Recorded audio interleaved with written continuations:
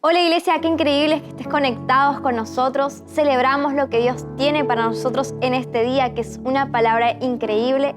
Así es que aprovecha estos minutitos para poder compartirlo en todas tus redes sociales a todas esas personas que necesiten escuchar de la palabra de Dios. Ahora es el momento de disponer nuestro corazón. Así es que leamos juntos Salmos 16:11. Me mostrarás la senda de la vida y en tu presencia hay plenitud de gozo. Así es que ahora acompáñame a la oración. Dios, te damos muchísimas gracias por este nuevo día. Gracias porque en ti encontramos plenitud de gozo, en ti encontramos la renovación de nuestra salvación. Así es que este mensaje que hoy vamos a escuchar lo queremos poner en práctica y queremos estar muy atentos a escuchar tu palabra, a escuchar esa palabra que tú tienes para nuestras vidas. Bendecimos la vida de nuestro pastor, de nuestra pastora y de todas las personas que están detrás de todo esto. Así es que en el nombre de Jesús, amén y amén.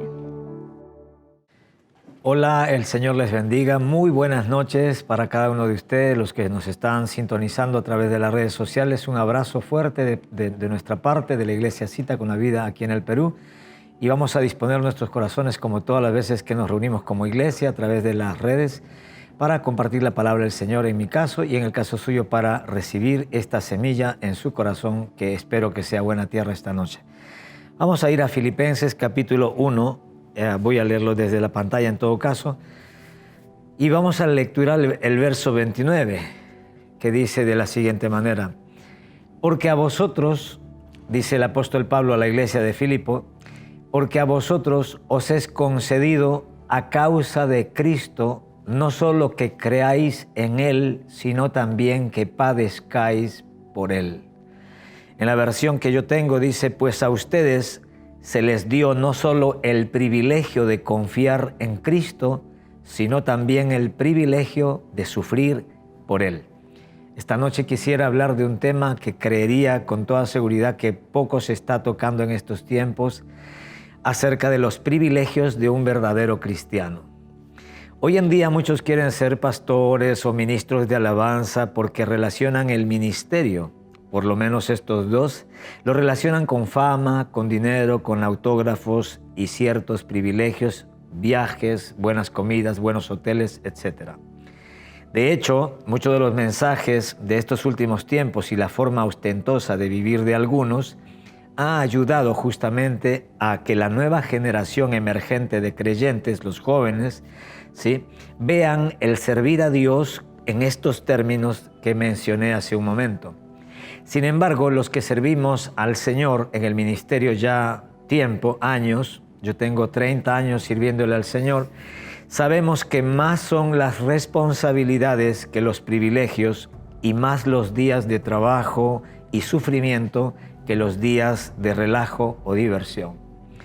En la carta a los Filipenses, el apóstol Pablo habla una y otra vez de gozarnos en el Señor. Dicho sea de paso, Pablo escribe esta carta desde una cárcel. Y sin embargo, desde esa cárcel en la que supuestamente la está pasando mal, él sin embargo anima a la iglesia que está afuera a gozarse en el Señor. Obviamente, este gozo del cual habla Pablo no depende de las circunstancias, porque si dependiera de las circunstancias, Pablo no estaría escribiendo con gozo, mucho menos animando a la iglesia a que la tengan. Es un gozo independiente de si estamos bien o si estamos mal, de si estamos sanos o estamos enfermos, de si estás con plata o no estás con plata, de si se te están dando tus sueños, tus proyectos, tus metas. No se trata de esto, es un gozo independientemente de estas cosas muy personales del hombre. Es un gozo, dicho sea de paso, constante. ¿Por qué? Porque pone sus ojos en Jesucristo y en la eternidad que pasará uno con Él. En Hebreos 12, el verso 1, el escritor a los hebreos nos menciona: por tanto, nosotros también, teniendo en derredor nuestro tan grande nube de testigos, despojémonos de todo peso y del pecado que nos asedia y corramos con paciencia la carrera que tenemos por delante. Y nos da un consejo. En el verso siguiente 2, puestos los ojos en Jesús, el autor y consumador de la fe, ¿sí?, el cual por el gozo puesto delante de él sufrió la cruz, menospreciando el oprobio, y se sentó a la diestra del trono de Dios. Este pasaje es muy revelador, muy tremendo, dicho sea de paso, y muy confrontador para nosotros, Porque las Escrituras dicen que nosotros debemos de poner los ojos en Jesús. Y acá menciona que Jesús es el autor y consumador de la fe, de esa fe que usted y yo tenemos en nuestro corazón, el cual dice, refiriéndose a Jesucristo, por el gozo puesto delante de él, sufrió la cruz. ¿Y en qué consistía ese gozo? ¿O qué cosa es lo que él veía delante de él que produjo gozo en su corazón? De tal manera, ¿verdad?, que el gozo de ver algo delante de él fue más grande, ¿verdad?, que el sufrimiento de la cruz. Bueno, se entiende que lo que él estaba viendo era justamente a usted y a mí. Él estaba viendo a su iglesia, naciente, producto, ¿verdad?, justamente de su sacrificio. Él estaba viendo a las personas salvas por su fe en su muerte vicaria y sustitutoria. Entonces, cuando nosotros vemos esto y lo entendemos, uno puede decir, wow, qué tremendo es cuando un hombre de Dios tiene puesta su mirada en un tipo de gozo producido, ¿verdad?, por algo que no tiene que ver con las cosas temporales de la vida, sino más bien con la eternidad.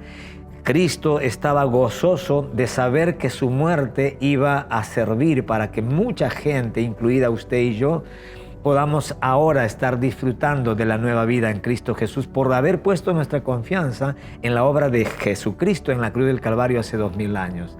Y por tener ese gozo que superaba, de hecho, el sufrimiento que él padeció, las horas, ¿verdad?, que él estuvo colgado en el madero y con todas las heridas que le habían justamente producido los hombres que eran sus verdugos.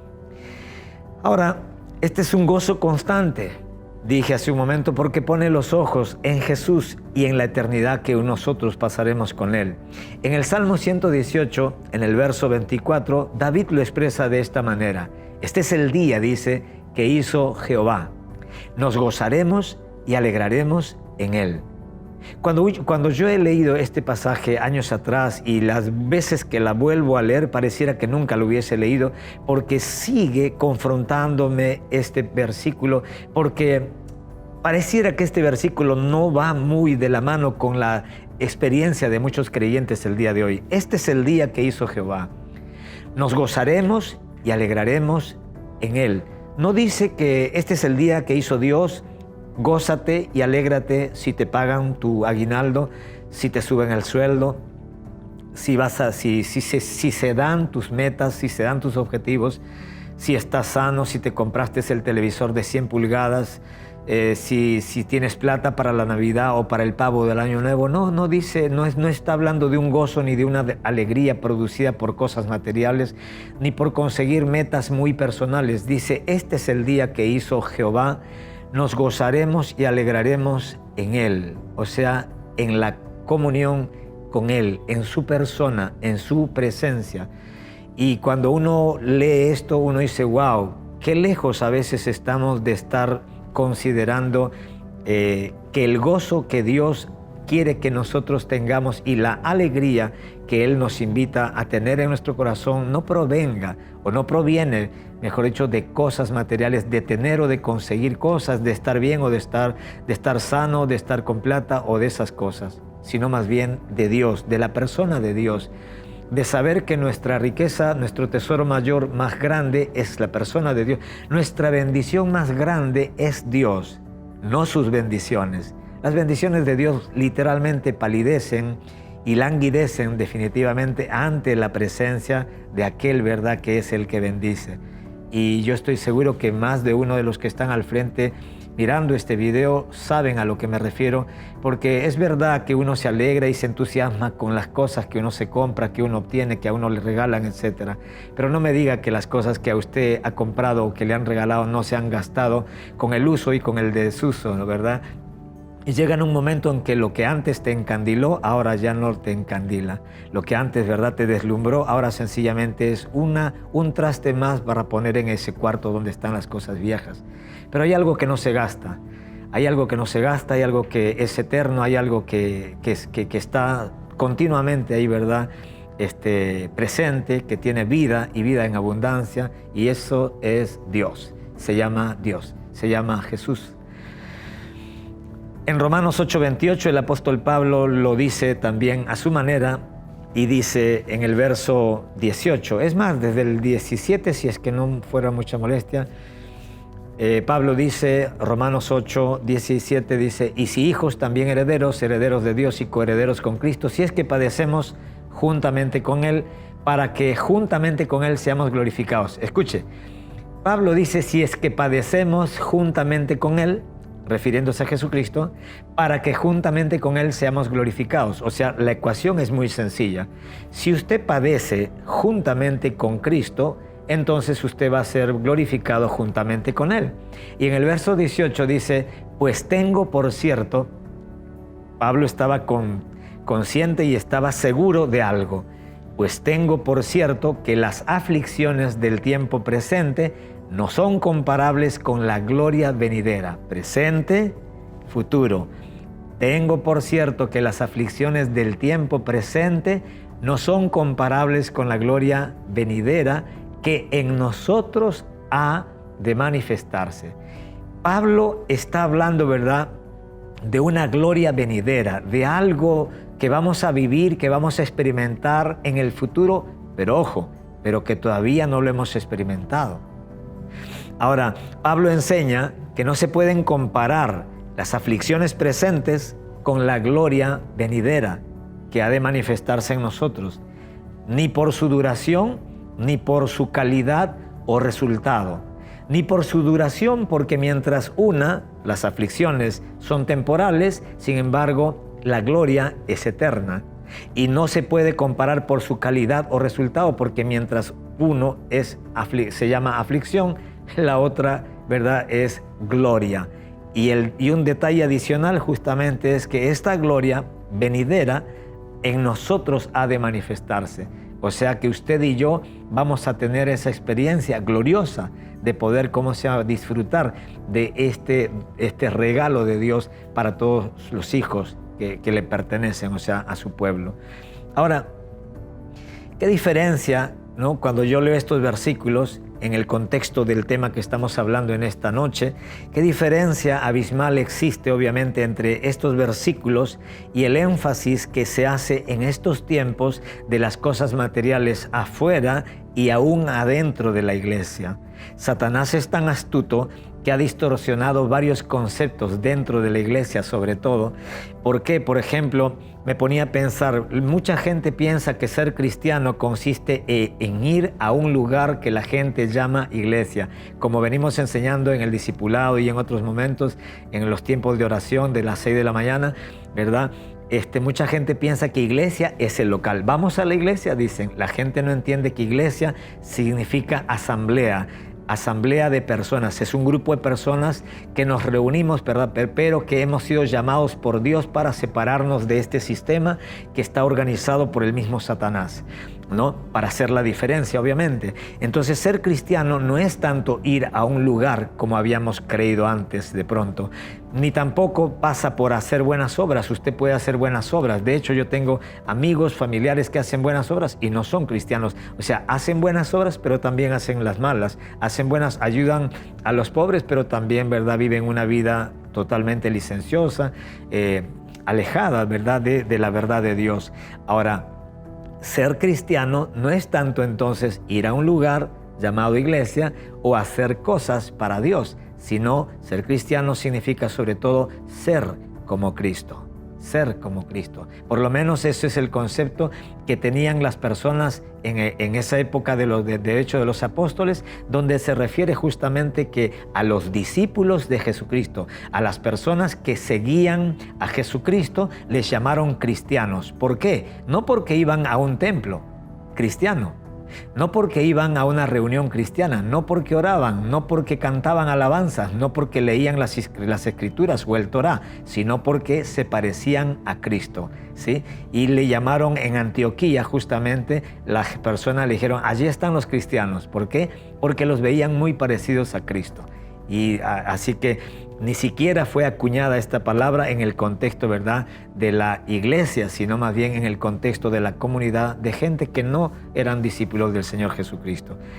Ahora, otra palabra que se ha distorsionado, por ejemplo, en este tiempo, que Satanás se ha encargado de hacerlo, es iglesia, ¿no? Como dije hace un rato. Y muchas personas piensan que la iglesia es un lugar de entretenimiento y obviamente, y no de entrenamiento. Cuando yo quiero ser parte de la iglesia de Cristo, pensando que es un lugar donde la voy a pasar bien, y ojo, se entiende que la pasamos bien, pero no es un lugar de entretenimiento, aunque nos entretenemos muchas veces, aunque las pasamos bien, aunque hacemos sociales, pero el objetivo principal, ¿verdad? Además de adorar a Dios juntos, de cantar a Dios, de servir a Dios, es justamente de que usted y yo seamos entrenados, seamos equipados, seamos perfeccionados, como dice Pablo en Efesios 4, del 11 en adelante, ¿sí? De que seamos perfeccionados para la obra del ministerio. Ahora, otro concepto distorsionado por Satanás es el tema de prioridades dentro de la iglesia o en la vida de un cristiano, ¿sí? Mientras Jesucristo dijo que primeramente hay que buscar el reino de Dios y su justicia, Satanás ha puesto en la mente de mucha gente cristiana justamente que las añadiduras son las prioridades y no el reino de Dios, ni mucho menos su justicia.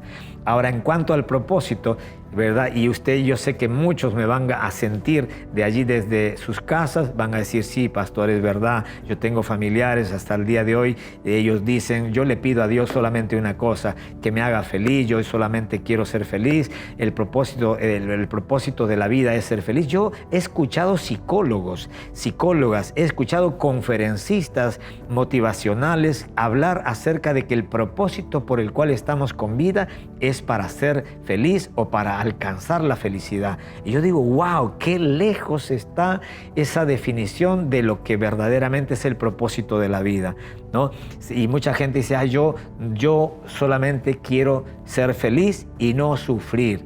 Y cuando obviamente como cristiano usted también hace suyo ese concepto, ese criterio, obviamente usted se va a golpear contra la pared y muy fuerte, porque cuando tú decidas seguir a Cristo te vas a dar cuenta que lo menos que vas a experimentar es la felicidad en los términos obviamente que la gente la define, ¿no? ¿Por qué? Porque la vida cristiana verdadera está llena de sacrificios, de compromisos, de sufrimiento, de dolor, de llanto, y no por hacer el mal, sino más bien, curiosamente, por hacer la voluntad del Señor.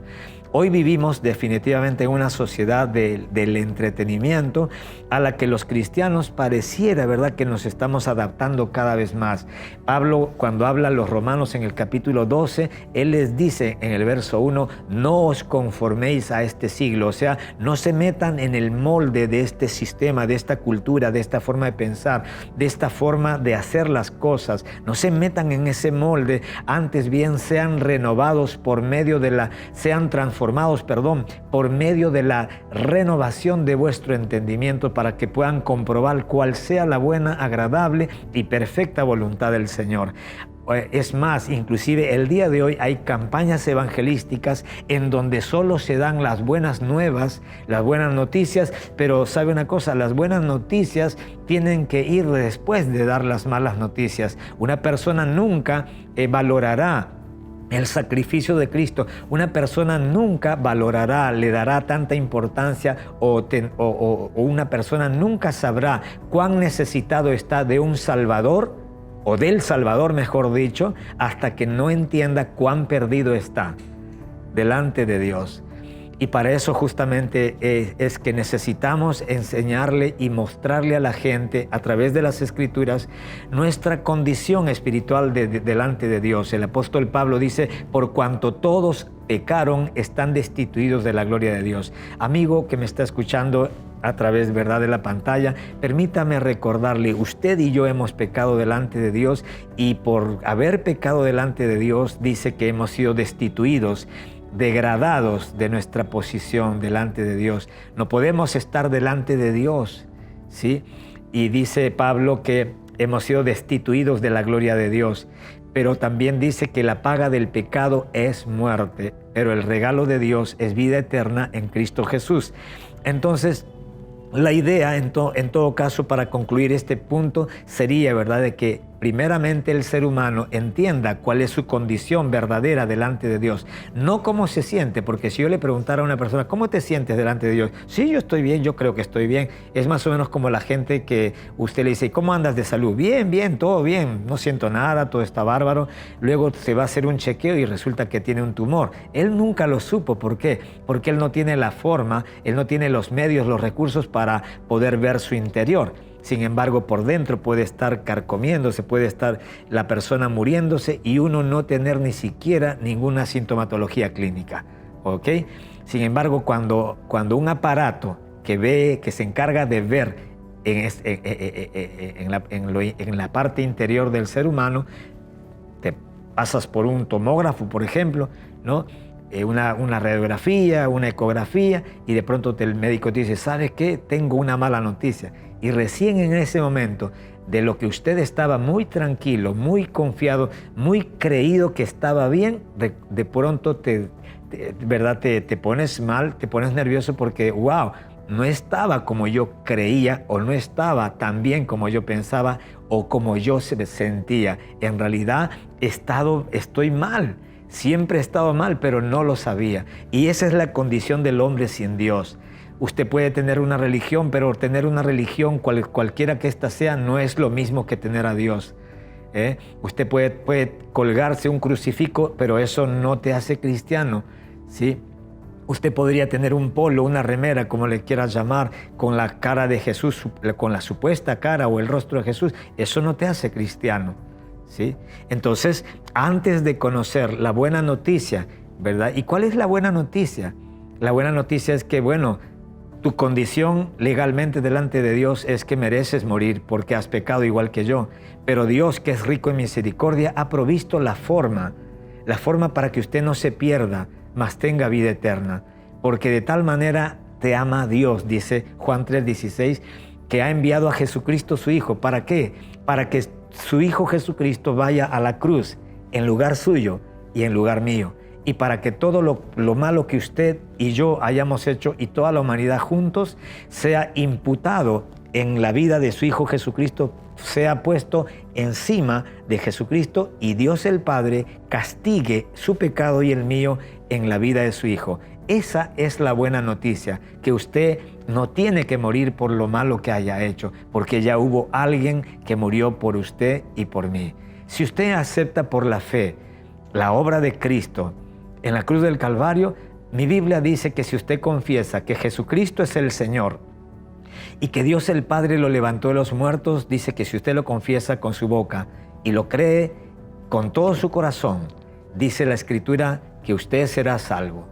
Usted será salvo, no por hacer algo, sino más bien por confiar completamente en lo que Cristo hizo a favor suyo y a favor mío. No porque usted lo merecía, sino porque usted sea bueno, sino más bien porque Dios es bueno. Y Dios no quiere que ninguna persona perezca. Dios no lo creó a usted, no le dio la vida a usted para que usted se muera en sus delitos y pecados, sino más bien para que usted viva y viva para siempre. Ahora, la vida de la fe o la vida de fe también implica sufrimiento por causa de Cristo, como dice justamente el título del mensaje. En 1 de Pedro 4, 12 al 16, el apóstol Pedro dice algo tremendo. Amados, no os sorprendáis del fuego de prueba que os ha sobrevenido como si alguna cosa extraña os aconteciese, sino gozaos por cuanto sois participantes de los padecimientos de Cristo, para que también en la revelación de su gloria os gocéis con gran alegría. Mire qué tremendo, dice el verso 14, creo. A ver, sí. Si sois vituperados por el nombre de Cristo, sois bienaventurados, porque el glorioso Espíritu de Dios reposa sobre vosotros. Ciertamente de parte de ellos, Él, Jesús, es blasfemado, pero por vosotros es glorificado. Así que ninguno de vosotros, le está hablando a la iglesia, padezca como homicida o ladrón o malhechor, o por entremeterse en lo ajeno.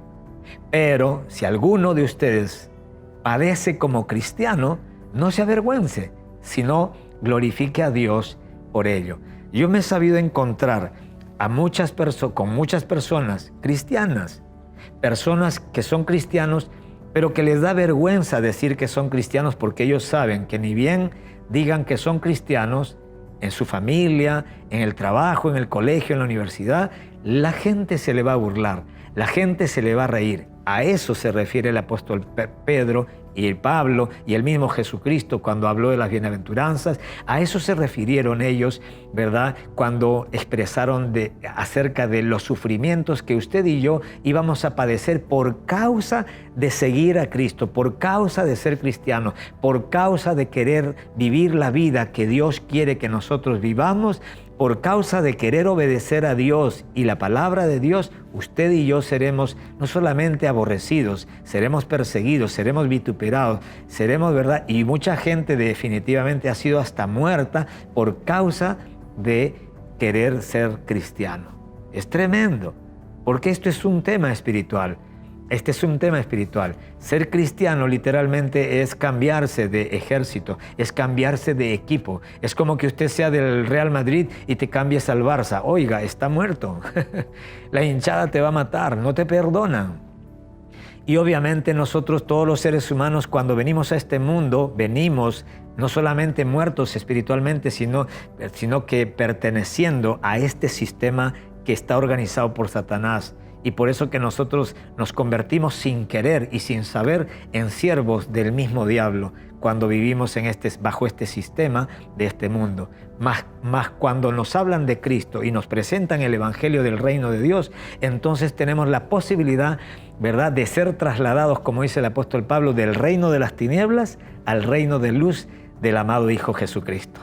Es una decisión, obviamente, que usted y yo tendríamos o tenemos o hemos tenido que tomar en algún momento. Yo la tomé hace 30 años, me cambié de equipo, me cambié de reino, cambié, ¿verdad?, de Señor. Antes le servía a Satanás, hoy le sirvo hace 30 años al Señor Jesucristo. Y definitivamente, si usted me preguntara, ¿verdad?, quién es mejor líder, quién es mejor Señor, definitivamente es muy abismal justamente el trato que mi nuevo Señor me da, porque Jesucristo es un buen Señor. Él es no solamente el Señor verdadero, sino que Él es un buen Señor, ¿sí? Me impacta aquí en el verso 12, cuando dice el apóstol Pedro le dice a la iglesia: amados, no os sorprendáis del fuego de prueba que os ha sobrevenido, como si alguna cosa extraña os aconteciese. Noten una cosa, el apóstol Pedro le está diciendo a esta iglesia, a estas personas que estaban perseguidas por causa de Cristo, porque dicho sea de paso, esta carta se le escribe a personas que habían tenido que dejar sus casas y sus lugares donde vivían, donde residían, sus lugares de residencia tuvieron que dejar. ¿Por qué? Porque estaban siendo perseguidos por ser cristianos, así que tuvieron que salir a diferentes partes de Asia Menor, ¿no?, a Bitinia, Capadocia, etcétera. Y entonces, claro, estas personas estaban siendo perseguidas, tuvieron que salir disparados, si me permite la expresión, tuvieron que salir de sus casas con lo que tenían puesto. Y así llegaron a otros lugares, a otros pueblos, ¿verdad?, circunvecinos, etcétera, en algunos casos lejanos. Y Pedro les escribe a esta gente, les escribe esta carta, le dice: amados, no se sorprendan del fuego de prueba que os ha sobrevenido. No se sorprendan de que estén siendo perseguidos por causa de haber puesto su confianza en Cristo, o de ser discípulos de Cristo, o de vivir como Cristo. No se sorprendan que ahora los estén persiguiendo por querer ser como Cristo o por ser cristianos, ¿verdad? Como si alguna cosa extraña les estuviera pasando. Y esa expresión, como si alguna cosa extraña os aconteciera, me hace entender, obviamente, a través de la comprensión lectora, me hace entender que Pedro lo que les está tratando de decir justamente es: ¿por qué se sorprenden? Ustedes tendrían que sorprenderse de que estas cosas les están aconteciendo siempre y cuando nosotros los apóstoles y pastores le hubiéramos predicado un evangelio diferente. Si yo te hubiera dicho, ¿verdad? Que oye, venga Cristo porque todo te va a ir bien, vas a tener plata, tus sueños se van a realizar, vas a ganar mucha plata, vas a ser famoso y ahora te estén persiguiendo por causa de Cristo, entonces tú podrías sorprenderte. Pero recuerden, gente querida, yo nunca les dije eso. Estoy parafraseando lo que el apóstol Pedro está diciéndole a la iglesia. Y de hecho lo que el apóstol Pedro sigue hablando a la iglesia en este tiempo. No te sorprendas si la gente no te quiere por ser cristiano. Nunca Jesucristo dijo a sus discípulos que la gente te iba a querer más por ser cristiano. La gente te va a aborrecer más bien por ser cristiano, sobre todo si eres un cristiano genuino. ¿Por qué? Porque se entiende que cuando alguien haga algo malo, tú no te vas a reír como antes te reías. Cuando alguien cuente un chiste en doble sentido, tú no vas a celebrarlo como antes celebrabas. Cuando alguien diga, oye, vamos a hacer tal cosa, una fechoría, tú no vas a ser parte de eso. ¿Por qué? Como antes. ¿Por qué? Porque ahora tienes otro estilo de vida. Entonces la gente, estas personas con las cuales tú ya no corres en el mismo desenfreno que ellos, pero que antes sí corrías con ellos, pues ellos vas a convertirte en la oveja mala, en la oveja negra. Y entonces la gente te va a hacer a un lado. La gente no te va a llamar. Antes tu teléfono sonaba, ahora ya no va a sonar. ¿Ya quién te quiere? Si ya no participas de lo que ellos hacen, ¿sí? Es más, tu presencia los incomoda. ¿Por qué? Porque cuando tú muestras, ¿verdad?, de que Dios realmente cambia al ser humano de una manera sobrenatural, ellos ya no tienen justificación para seguir viviendo como ellos siguen viviendo. ¿Por qué? Porque tú eres un testimonio vivo para ellos, ¿sí? Y tu propia vida, sin que digas demasiado con tus palabras, puede hacerlos sentir mal a ellos, definitivamente, ¿no? Y entonces Pedro le dice, no se sorprendan de la prueba que están sobreviviendo, que les ha sobrevenido, como si alguna cosa extraña os aconteciera. Si no, el consejo es más bien, gócense. Oye, pero ¿cómo puedo gozarme cuando me están persiguiendo, me están queriendo matar por mi fe? ¿Cómo puedo gozarme? Y Pedro dice, gozaos por cuanto sois participantes de los padecimientos de Cristo, lo que leímos en otro pasaje hace un momento, para que también en la revelación de su gloria os gocéis con gran alegría. Si usted y yo aceptamos la vida cristiana como verdaderamente Jesús y los apóstoles la definieron, seguramente ya no vamos a estar sorprendidos de tantas cosas de las cuales hemos sido objetos. Burlas, desprecios, menosprecio, ¿verdad? Y tantas otras cosas, tipos de persecución que en el día de hoy se va acentuando y van aumentando. Y quiero decirle a manera de terminar con esta primera parte, no se sienta víctima, porque Jesucristo no nos ha llamado a ser víctimas. Los apóstoles nunca se sintieron víctimas por ser perseguidos, sino más bien se sintieron, ¿verdad?, que era un privilegio. Por eso que el pasaje, si volvemos al primer pasaje que leímos como texto base, el apóstol Pablo dice, pues a ustedes se les dio no solamente el privilegio de confiar en Cristo, sino también el privilegio de sufrir con Él. Cuando usted experimente este tipo de sufrimiento por causa de Cristo y del Evangelio de Jesucristo, déjeme decirle, no se sienta víctima. Usted nunca será víctima o nunca debería de sentirse víctima. Más bien debería de sentirte, como dice Pablo, privilegiado por no solamente tener el privilegio de creer y de confiar en Jesucristo como tu único Señor y Salvador, sino que tienes el privilegio de sufrir juntamente con Él para que también participemos de toda la gloria venidera. Bendito sea el nombre de Jesús. Así que, iglesia querida, si usted está sufriendo de alguna manera por causa de Cristo y del Evangelio, quiero animarte, levántese en el nombre de Jesús. Levante su rostro, camine erguido, porque vuestra redención está cerca. Jesucristo viene pronto y todo ojo lo verá. Amén. Así es que le damos gracias a Dios por esta noche hermosa y quiero animarle a que allí en su corazón, allí donde usted está, usted pueda inclinar su rostro y hablar con ese Dios que es invisible pero real y puedas expresarle la necesidad de tu corazón. Si tú esta noche necesitas el perdón de tus pecados, hable con Dios.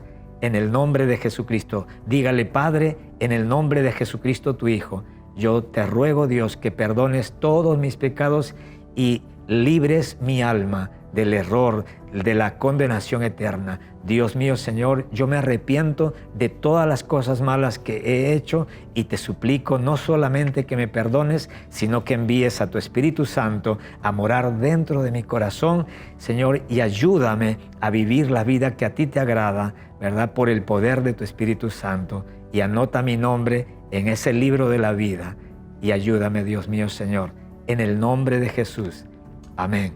Si usted ha hecho literalmente esta oración entendiendo lo que dije al principio y lo has hecho de todo corazón, las Escrituras dicen que Dios literalmente te ha perdonado. Usted pueda realmente creer que Dios le ha perdonado, no por lo que yo digo, sino porque así está escrito.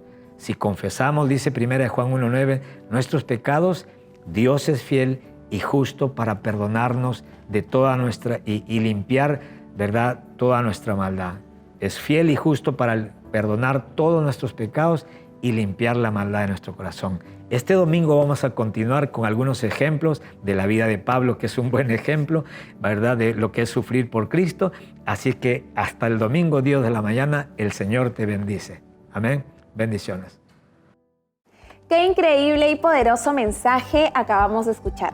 Iglesia, atesoremos cada mensaje en nuestros corazones porque será de mucha bendición en nuestras vidas.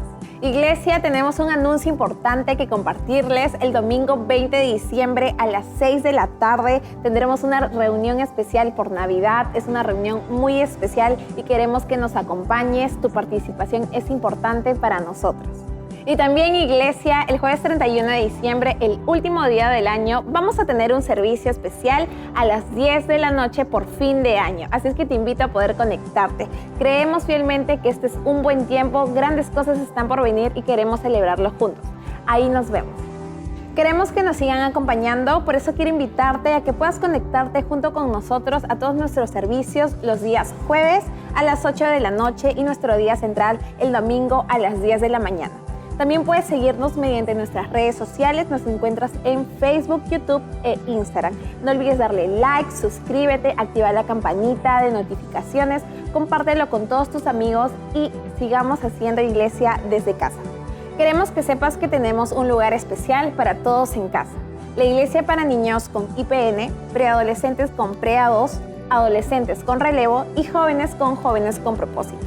Todos los enlaces que te llevarán a ellos los puedes encontrar en la descripción de este video. Mándanos un mensaje y te responderemos con gusto. Queremos que recuerdes que nos reunimos para Dios y para los demás. Así es que te invitamos a que si tienes un pedido de oración o necesitas consejería, escríbenos. Tu vida es importante para nosotros. Estamos para servirte.